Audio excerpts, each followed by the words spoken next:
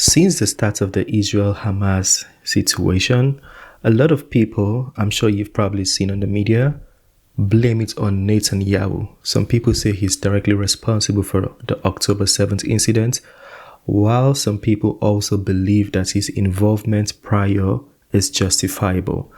Well, in this video, we're going to be seeing why people have those perspectives, and this video might or might not help you understand where the accusations are coming from.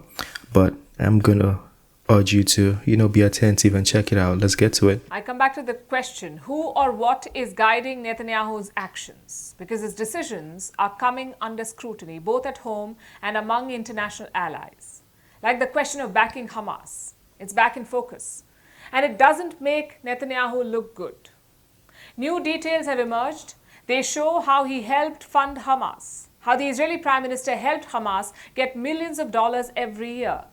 This is the same group that he talks about destroying now, but for almost a decade, he secured millions of dollars for them, suitcases full of cash, delivered to Gaza with Israeli security. It started in 2014. Israel and Hamas had just fought a war. The Gaza Strip was in ruins. Qatar wanted to help to rebuild Gaza, so it started sending money. But this money could not be delivered without Israeli help. And that's where Netanyahu came in. He supported the plan. Not just that, he even lobbied Washington. In 2017, the US was not happy with Qatar's link to Hamas. It wanted to sanction Doha. But Netanyahu sent his lawmakers all the way to Washington. He told America that Qatar is not a problem. Instead, it is part of the solution. That they needed Qatar for a peaceful Gaza. So Qatar continued to give money to Hamas and Israel supported them. Then in 2018, Netanyahu had a new plan. An active role for Israel in the transfer of money. Here's what he believed, the Israeli Prime Minister.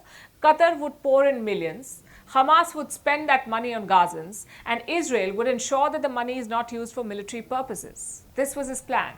It was red flagged by many people in his team. But Prime Minister Netanyahu was convinced. And soon the transfers began. Cash started flowing into the Gaza Strip, suitcases full of notes, supplied securely by the Israeli forces, from Qatar to Gaza. According to one report, Israeli forces would meet a Qatari diplomat. This was at the Israel-Jordan border. They would then drive this diplomat to Gaza, along with his many suitcases of cash.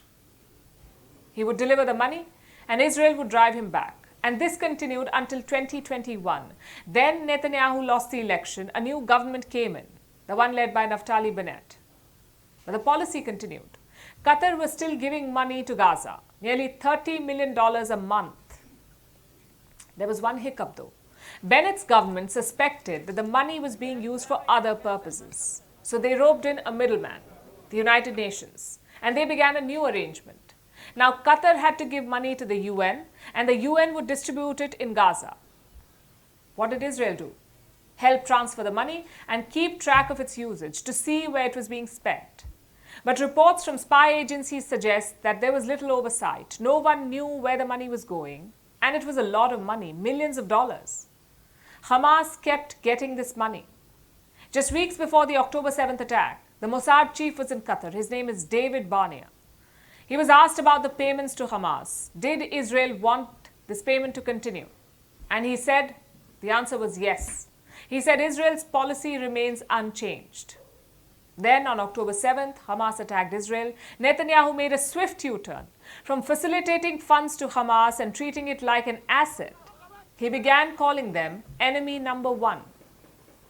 An enemy that he now wants to eliminate completely. Did he feel a sense of betrayal? That's why he's calling them that. But these reports, these details, have put him in the dock. An attack happened on his watch by the same group that he supported for years. Yeah, so that one is a little bit of a sensitive topic. I wouldn't be commenting a lot on that one. I feel like Palki Shama has done a very good job explaining why people say Netanyahu is involved with this whole situation. I'm sure a lot of you have seen those videos on TikTok where people say he's this, or people even go as far as saying, I don't know how true this is, but people say he had the intel of what might happen, but he didn't work to provide more security to avoid the occurrence. I don't know about all of that, but this is what I've also heard, and I thought I should bring it to you so you can see.